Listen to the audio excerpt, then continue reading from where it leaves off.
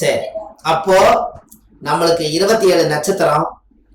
நம்ம கண்டிப்பா பெரிய ப்ராஜெக்ட் தான். ஆனால் நம்ம கிட்ட பொருளாதாரம் இல்லை, அது இல்லை, இது இல்லைங்கிறதெல்லாம் விட்டு நம்ம கடவுள் அடைய போறோம். அந்த கடவுள்கிட்ட போய் நம்ம ஜோசியரா இருந்து 27 நட்சத்திரத்தை இன்னைக்கு வரைக்கும் நீங்க கணக்கு போட்டு சொன்னதுக்கு உண்டான வீட்டுக்கு போயிட்டு வந்தா நம்ம குடும்ப பாரம்பரிய வம்சத்துக்கே நம்மளுக்கு ஒரு நல்லா இருக்கும். இது வரைக்கும் அவங்கவுங்க நம்ம கர்மவினை கோயில், முடக்கு கோயில், திதி கோயிலுக்கு போயிட்டு வாங்கன்னு சொல்றாங்க. இதையே 4-5 கோயிலுக்கு போயிட்டு வர்றாங்க. ஆனா போயிட்டு வந்து ஒரு சில போயிட்டு வந்து அப்போ இந்த நட்சத்திர வீட்டுக்குள்ள போயிட்டு வந்தா எல்லா தோசை நீங்கிடும். அப்ப நம்மளுடைய கர்மாவை ஏதாவது ஒரு வழியில நம்ம நிவர்த்தி பண்ணியாச்சுன்னு சொன்னா நம்ம ஜாதகம் முதல்ல சுத்தமாயிடும். நீங்க நல்லா யோசிச்சு பாருங்க, 27 நட்சத்திரத்து கோயிலுக்கு நீங்க போயிட்டு வந்தா என்ன பலன் நடக்குன்னு நல்லா யோசிங்க. அசுவதி நட்சத்திர கோயிலுக்கு போயிட்டு வந்து, பரணி நட்சத்திர கோயில் போயிட்டு வந்து, கார்த்திகை நட்சத்திர கோயிலுக்கு நீங்க போயிட்டு வந்தாச்சுன்னா மேச ராசியில இந்த 3 நட்சத்திரம் இருக்குது. நம்ம மேச ராசியில் இருக்கக்கூடிய சகல தோஷத்தையும் நம்ம நிவர்த்தி பண்ணிட்டோம்.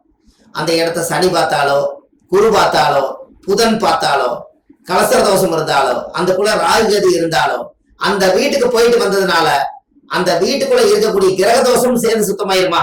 எப்படி?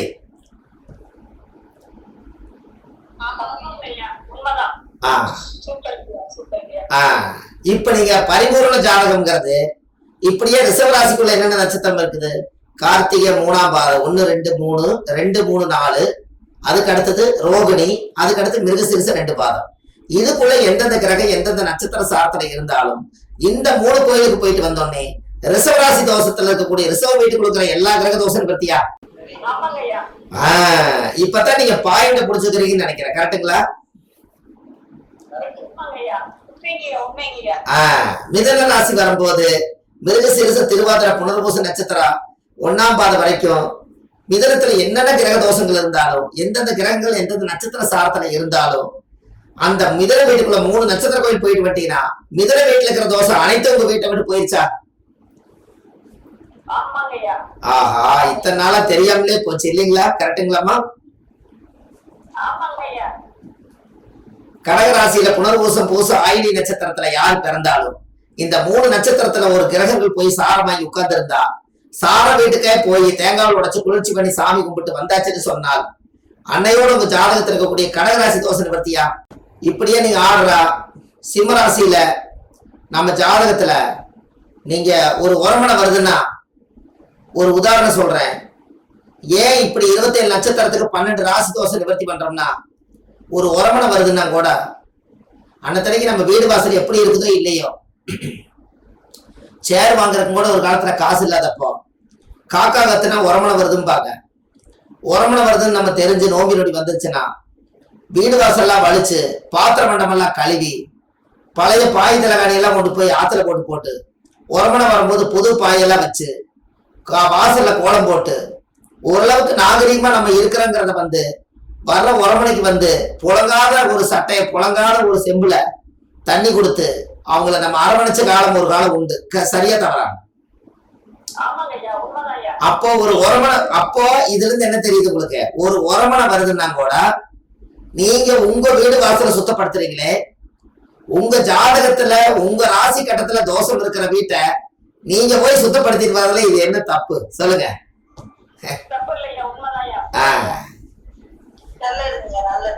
இதுக்கு உதாரணம் நான் இதை சொன்னேன். கரெக்டுங்களா?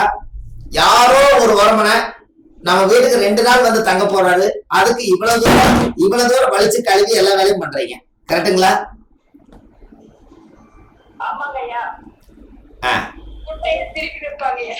என்னங்க?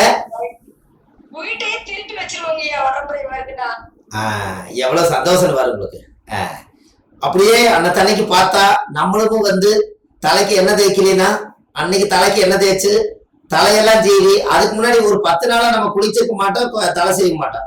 அன்னைக்கு இங்க குளிச்சு சந்திர குங்குமம் எல்லாம் வச்சு வந்திருக்க புது துணி எதை இருக்கிறத எடுத்து போட்டுட்டு வர்றவங்கள வாங்க வாங்கன்னு அந்த அரவணைப்போட உள்ளுணர்வோட செய்யறீங்க. ஒரே ஒரு ஆத்மா நம்ம வீட்டை தேடி வந்ததுக்கே இந்த ஆத்மா இவ்வளவு சுத்தப்படுத்துத வீட்டை. அப்ப நம்மளோட ஜாதகத்தினுடைய வீட்டை நீங்க நேரா போய் சுத்தப்படுத்திட்டு வந்தாச்சுன்னா அந்த வீடே பரிசுத்தமாயிரும் அல்லவா?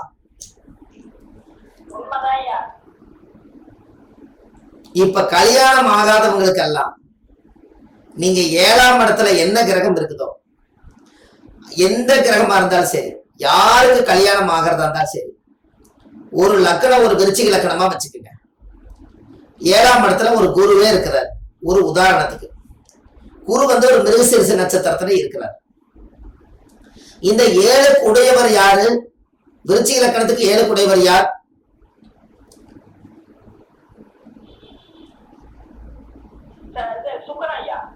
சுக்கரன். ஆனா இருக்கிறது குரு. அப்ப 7 உடையவர் சுக்கரன். அவர் போய் ஏதோ ஒரு நட்சத்திரத்துல, ஒரு சிம்மத்துல இருக்கிறார் மக நட்சத்திரத்துலனா, அப்போ ஒரு ஜாதகத்துல 7ஆம் இடத்தை சுத்தப்படுத்தணும்னா 7ஆம் இடத்துல குரு என்ன நட்சத்திரத்துல இருக்கிறாரு? மிருகசீரிஷத்துல. 7ல கிரகம் நிக்கிற நட்சத்திர கோயிலுக்கும் 7ஆம் அதிபதி மக நட்சத்திரத்துல சுக்கிரன் நிக்கிற கோயிலுக்கும் நீங்க போயிட்டு வந்தாச்சுன்னா உங்க ஜாதகத்துல 7ஆம் இட தோஷம் நிவர்த்தியாகி கல்யாணம் ஆக போகுது. இவ்வளவுதானே?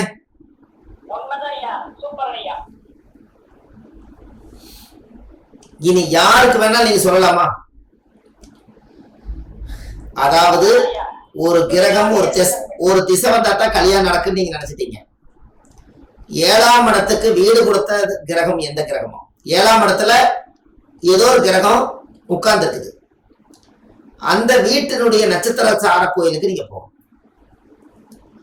அதே 7 குடையவர் நட்சத்திரம் சுக்கரனா இருக்கிறதுனால 7 குடையவர் வந்து மக நட்சத்திரத்துல இருக்கிறார் அப்படின்னா இந்த மக நட்சத்திர கோயிலுக்கும் 7ஆம் பாவத்துல குரு நிக்கிற நட்சத்திர கோயிலுக்கு நீங்க போயிட்டு வந்தாச்சுன்னா அப்போ 7க்கு வீடு கொடுத்தவருடைய கோயிலும் 7ஆம் அதிபதிக்கு வீடு கொடுத்த நட்சத்திர கோயிலும் போயிட்டு வந்தாச்சுன்னா அவருக்கு முதல் நாகதோஷம் சர்ப்பதோஷமே வேண்டாம். இந்த மனைவி எந்த வீட்டுல எந்த ஊர்ல இருக்குதுங்கிறது கர்மா கண்ணை மறைச்சது இந்த திற திறந்துடும். அதுக்கப்புறம் அவங்க பேசி முடிவு பண்ணி கல்யாணம் பண்ணிக்க வேண்டியதான். Simple logic. எப்படி?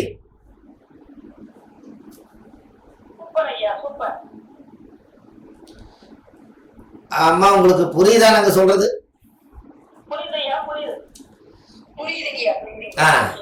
அப்போ இப்ப நீங்க ஒண்ணும் வேண்டாம். எனக்கு லக்கணம் வந்து விருச்சிகம், என்னுடைய நட்சத்திரம் விருச்சிக லக்கணத்துல வந்து கேட்ட நட்சத்திரத்துல லக்னம் உட்கார்ந்துருக்குது.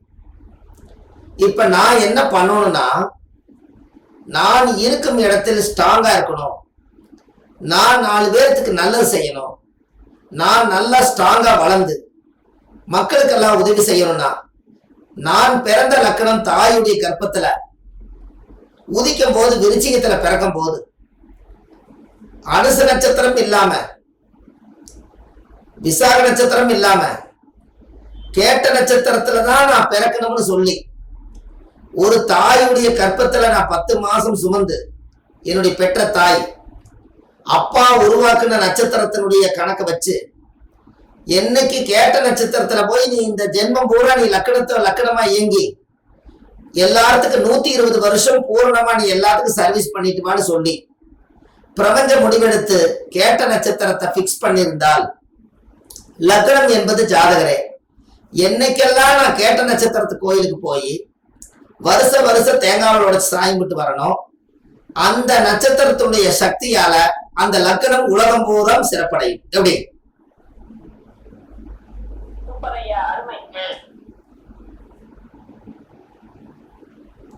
ஒண்ணு கருத்தை சொல்ல மாட்டேறீங்கள?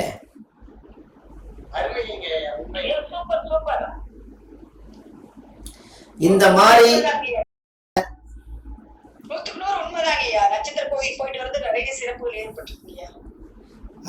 இத பாருங்க, அம்மா பேசுறாங்க, அவங்க வாழ்க்கையிலேயே ஒரு திருப்பு முனை. இப்ப அவங்க கோயிலுக்கு போயிட்டு வந்தாங்க, ஒரு நல்லது நடந்துச்சு. என்ன காரணம்? இதெல்லாம் எதனால நான் இதெல்லாம் சொல்ல வரேன்னா, இந்த 27 நட்சத்திரத்தை நீங்க 3 பாகமா பிரிங்க. எல்லாருமே 3 நட்சத்திரத்தை பிரிச்சிருக்காங்க அந்த காலத்துல, காலற்ற தலையற்ற உடலற்ற. அப்போ அந்த காலத்திலேயே ஒரு உதாரணம் சொல்றேன்.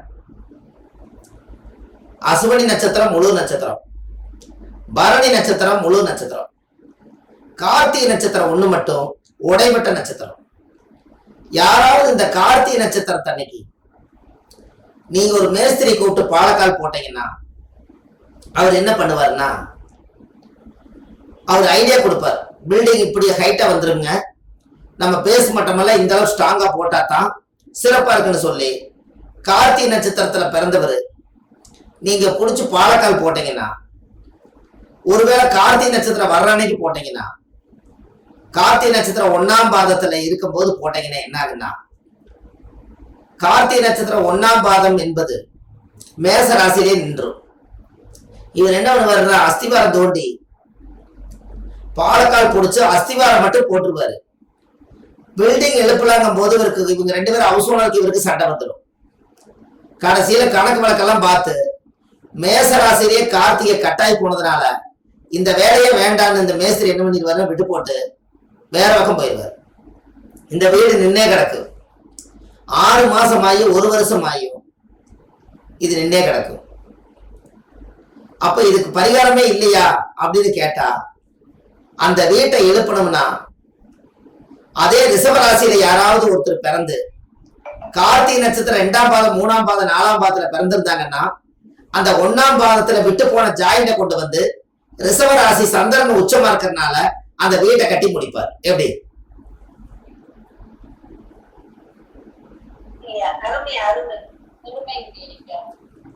ஏன் அப்படின்னா காலச்சக்கரத்துக்கு 4ஆம் இடத கடக வீடு.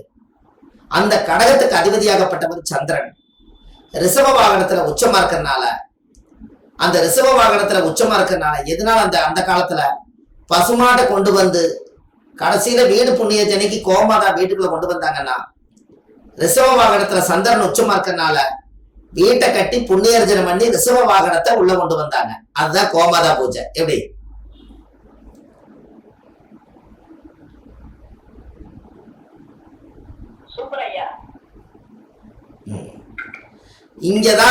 இங்கதான் உங்களுக்கு வந்து பசுமாடும் கண்ணுக்குட்டியும் வந்து வீட்டு வாசல்ல நின்று உள்ள கூட்டிட்டு போறதுக்கு வந்த சாஸ்திரமே காலச்சக்கரத்துக்கு 4ஆம் இடம் என்பது சந்திரனாகும்.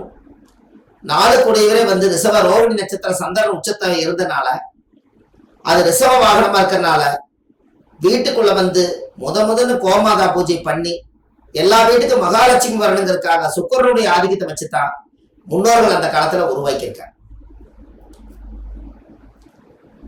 அப்போ இதுல இருந்து என்ன தெரியுதுங்க நம்மளுக்கு? இதுல இருந்து என்ன தெரியுதுன்னா, நம்மளோட வாழ்க்கையில நட்சத்திரத்தினுடைய கெட்டியா புடிச்சிட்டோம்னா, அந்த மண்ணை மிதிச்சிட்டோம்னா இன்னும் சிறப்பு. இன்னும் சொல்ல போனா சாமி கிட்ட ஒரு கோயிலையும் உத்தரவு கேட்டு மண் கலையும் எடுத்துட்டு வந்து ஒரு மண் கலையத்துல போய் ஒரு நட்சத்திர கோயிலுக்கு போகும்போதும் சாமியோட திருநூறு, சாமி கோயில் இருக்கிற சந்தனம், சாமிக்கு பூஜை பண்ண குங்குமம், சாமியோட பூமியில உத்தரவு கேட்டு கொஞ்சம் மண் எடுத்துட்டு வந்து ஒரு கலையத்துல கட்டி மஞ்சள் துணி போட்டு கட்டி பூஜை பண்ணி ஒரு நட்சத்திர கோயிலுக்கா ஒரு கலசத்தை உருவாக்கி வச்சு 27 நட்சத்திர கோயிலுக்கு 27 கலசம் வச்சு நீங்க வாழ்நாள் முழுவதும் அந்த நட்சத்திர பூஜை பண்ணிட்டு வந்தா உங்க ஜாதகத்துல நட்சத்திர தோஷமே இருக்காது என்று ஆதிகால பரிகாரம் கூறுகிறது. எப்படி?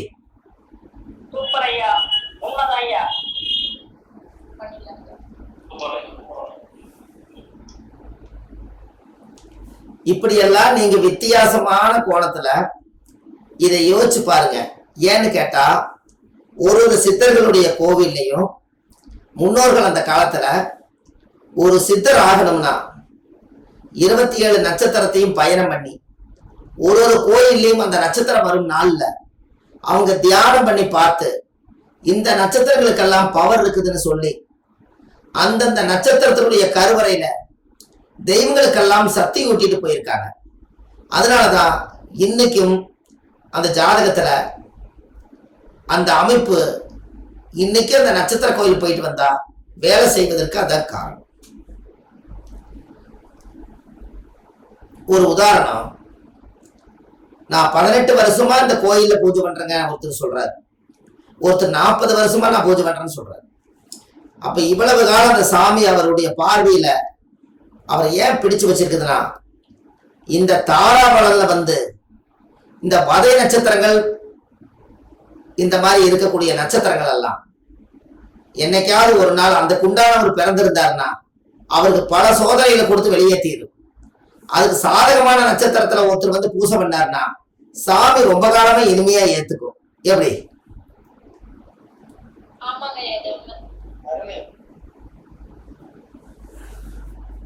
இப்ப உங்களுக்கு புரியுதுங்களா? அப்போ முன்னோர்கள் வழியில நாம நம்மளுக்கே 27 நட்சத்திர கோயிலுக்கு எதுக்காக போறோம்னா, நம்மளுக்கு பதை நட்சத்திரக்காரா இருந்தாலும் ஜாதகம் பார்த்து ஆகணும். நிலையான நட்சத்திரக்காரா இருந்தாலும் நம்ம ஜாதகம் பார்த்து ஆகணும். 7வது நட்சத்திரமா இருந்தாலும் நம்ம ஜாதகம் பார்த்து ஆகணும். 6, 8, 12 மறைவு நட்சத்திரங்கள் எதா இருந்தாலும் நம்ம ஜாதகம் பார்த்து ஆகணும். ஏன் அப்படின்னா, ஒரு ஜோதிடர் என்பவர் 27 நட்சத்திரம் 12 ராசி 9 கிரகத்துக்கே சொந்தக்காரவர். நமக்கு தனிப்பட்ட முறையில சாதகம் பார்க்காம பொதுமக்களுக்காக பார்க்கிற தர்ம வழி ஜாதகம் தான் இது. அதனால நம்ம 27 நட்சத்திர கோயிலுக்கு போயிட்டு வரோம். இந்த 27 நட்சத்திரம் 12 ராசி 9 கிரகம், இது 9 கிரகத்தை கூட்டினா 48 வரும். இந்த 60 வருடத்தை சேர்த்துனீங்கன்னா 108 வரும். அப்போ அந்த காலத்திலேயே 60 வருஷத்தை கொண்டு போய் இதுலதான் இணைச்சிருக்காங்க. இப்ப அச்சை திருதி வந்துச்சா இல்லையா உங்களுக்கு?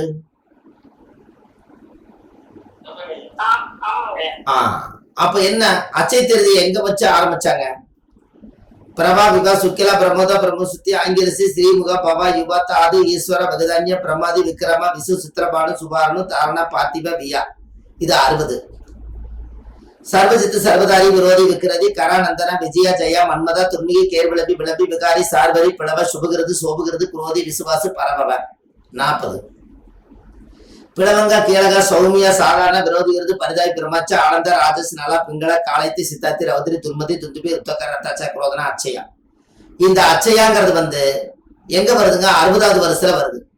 இந்த 60வது வருஷத்துல அச்சை பாத்திரம் எடுக்கெடுக்க வருது. மறுபடி திரும்ப திரும்ப நம்ம நல்லா இருப்போம்னு சொல்றதுக்கு காரணம் என்னன்னா, ஒரு மனிதன் 60 வயசு வரைக்கும் வாழ்ந்து முடிச்சு போட்டு யதார்த்தமா குழந்தை பையனாட்ட மறுபடியும் தாலி கட்டி மறுபடியும் வாழ்க்கையை ஆரம்பிக்கிறார். அதனால அச்சை பாத்திரம் மாட்டா எடுத்துக்கிட்டே இருக்கலாங்கிறதுக்காக தான் அச்சையா முடிஞ்சு மறுபடியும் பிரபாவில் ஆரம்பிக்கிறீங்க. அதனாலதான் அச்சை பாத்திரமா வாழுதுங்க. எப்படி?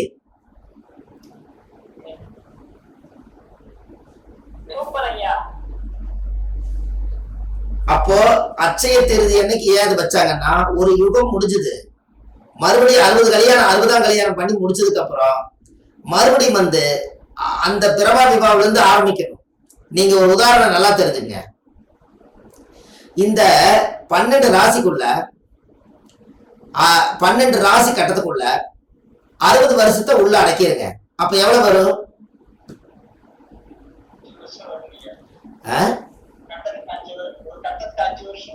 12 5 60 வருமா? பஞ்சபூதமா பிரிச்சீங்கன்னா, நீர் நெருப்பு காற்று பூமி ஆகாயன்னு 12 வரைக்கும் பிரிச்சீங்கன்னா, அச்சையா வரும்போது மேசத்துல இருந்து பிரபா ஆரம்பிச்சீங்கன்னா, அச்சையா வரும்போது எங்க வருதுங்க? மீன ராசி வருமா? மீனம் யாரோட வீடு? குருவோட நிறம் என்ன? குருவோட உலோகம் என்ன? அதனால அச்சை பாத்திரமா வந்திருக்காங்க அந்த காலத்துல. எப்படி?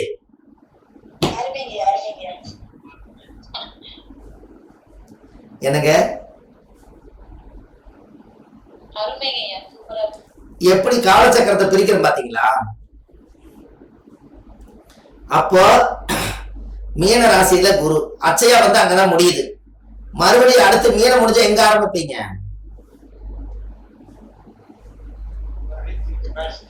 திரும்பி மேசத்துல பிரபா விவான ஆரம்பிப்பீங்க. அப்ப அச்சை பாத்திரம் எடுக்க வந்துட்டே இருக்குதுங்கிறதுக்காகத்தான் 120 வருஷம் ஒரு மனிதனுடைய வாழ்க்கையில அந்த 120 வருஷம் பூர்ண ஆயுள கொண்டு போய் மீனத்துல வச்சாங்க. இந்த 120 வருஷத்துல சைபரை எடுத்துட்டீங்கன்னா எவ்வளவு இருக்கும்? கொஞ்சம் எனர்ஜி எல்லாருமே பேசுங்கம்மா. 2 பேரும் 3 பேர் தான் பேசிட்டு இருக்கீங்க. கரெக்டா சொல்லுங்க. 12 சைபர் எடுத்துட்டா 12. அந்த 12 கூட்டிங்கன்னா எவ்வளவு? இல்ல வெறும் 12 மட்டும் கூட்டிங்கன்னா எவ்வளவு? 3ஆம் நம்பர் வந்து என்ன கிரகம்? அதனால தங்கம் அங்கதான் தங்குது.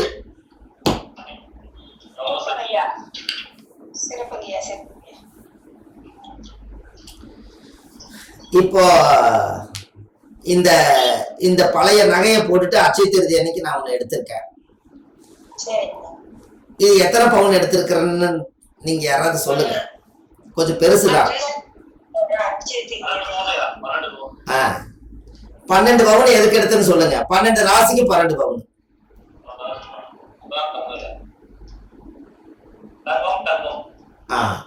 12 ராசிக்கு 12 பவுன். ஏன் 5 பவுன் 6 பவுன் எடுக்கலாம்? எதனாலன்னா நாம ராசியாவும் நட்சத்திரமாவும் ஜோதிடமாவும் இயங்கணும் அப்படிங்கிறதுக்காகத்தான் அதை நாம சொல்லி வைக்கிறோம். அப்ப இது வறுமைக்காகவோ வசதிக்காக செய்யறது அல்ல. நாம ஒரு 5 பவுன் நகை போடுறோம்னா பஞ்சபூதம் வேலை செய்யுது. நம்மளுக்கு ஒரு 12 பவுன் போட்டா 12 ராசி வேலை செய்யுது. 9 பவுன் போட்டா நவகிரகம் வேலை செய்யுது. இதே போலதான் நீங்க கிரகத்தை ஒன்றி வாழணும்னா ஒரு ஜாதகத்துல சனியும் செவ்வாயும் உங்களுக்கு பகையா இருந்துச்சுன்னா சனிக்கிழமைக்கு சிவப்பு துணி போட்டீங்கன்னா பிரச்சனை, செவ்வாய்க்கிழமைக்கு கருப்பு துணி போட்டீங்கன்னா பிரச்சனை. எப்படி?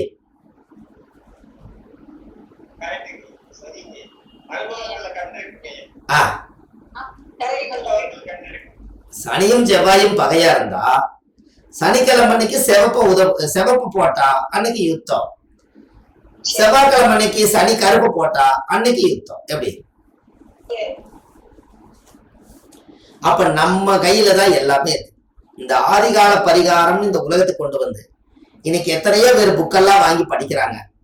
எத்தனையோ பேர் கூப்பிட்டு சொல்றாங்க, ஐயா இந்த புத்தகம் வந்ததுக்கு அப்புறம் நல்லா இருக்குதுங்க ஐயா, நான் நிறைய சும்மா இருக்கும்போது